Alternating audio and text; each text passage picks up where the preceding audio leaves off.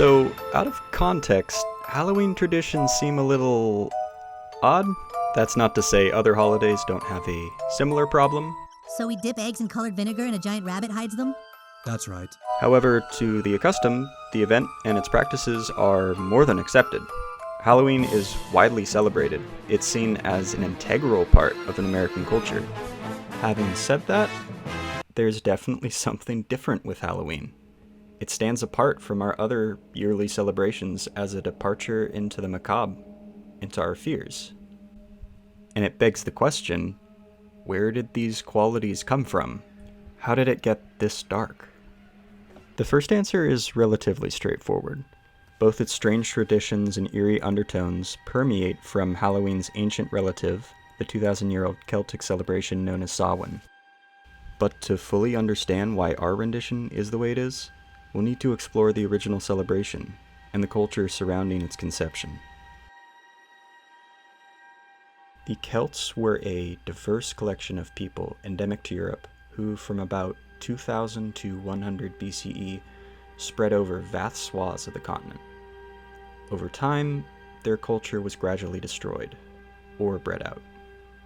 Despite this, the Celts are still present today, surviving linguistically through modern Celtic speakers in France, Wales, Scotland, and Ireland, the last of which is thought to be where Samhain first began.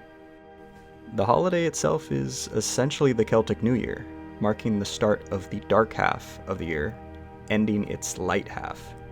Calling half the year dark had a double meaning to the Celts, in the very literal longer nights, shorter days sense, but also in the themes this time brought. The cold meant more deaths, often from exposure, disease, or starvation. Food was scarce, and livestock that couldn't be fed during winter were slaughtered. Yet at the same time, this was a period marked by communion. The growing season was over, food was stored, and mead fermented, ready to be consumed at great feasts that enabled these communities to gather and feel connected. This dichotomy is emblematic of how Celts viewed their world. To them, darkness as a concept was scary, unknown, but also full of possibilities, existing as this fertile, chaotic ground where all opposites, life and death, joy and sorrow, originate. Samhain marks the descent into this darkness, and the point where these opposites intersect. In spiritual terms, this was the moment where the world of the living was closest to the Celtic otherworld, or realm of the dead. This offers our first glimpse into the origins of its traditions. With the veil between the worlds so thin, it allowed for the spirits of the dead that passed on during the years since the last Oichshamna? Oichshawa, or Night of Samhain, to cross over, while also permitting the spirits from the other world to visit ours. Some of these ghosts were friendly, and some were not. This prompted families to leave food or sacrificial offerings outside homes to appease any wandering, maladjusted apparitions. Other traditions had revelers visiting homes and reciting songs in costumes, disguising themselves to blend in with any lurking spirits. Both these customs contribute to the origin of trick-or-treating. Celts overall were always very reverent of their ancestors and used the day to consult with dead loved ones, asking to foretell their futures. Picnicking at cemeteries and leaving feasts on the tables overnight were ways thought to incur goodwill and interest from their spirit relatives. Although not as popular now, fortune-telling was quite common at Halloween parties near the turn of the 20th century, its modern-day descendants taking the form of tarot cards and Ouija boards. Lastly, there's still the question of how pranks and acts of mischief became thematically inseparable to the celebration. Going back to it being a night of opposites crossing, the Celts believed Samhain contained a battle between their gods, the Tuatha De Danann, and an evil supernatural race called the Fomor, representing a fight between order versus chaos, good versus evil. According to the Cath Mag Tured, the second battle of Mag Tureg, the leader of the Tuatha, Lu, would fight Bress, ruler of the Fomor, eventually defeating the evil king. But instead of killing him, Lu spared Bress in exchange for the secrets behind cultivating the land.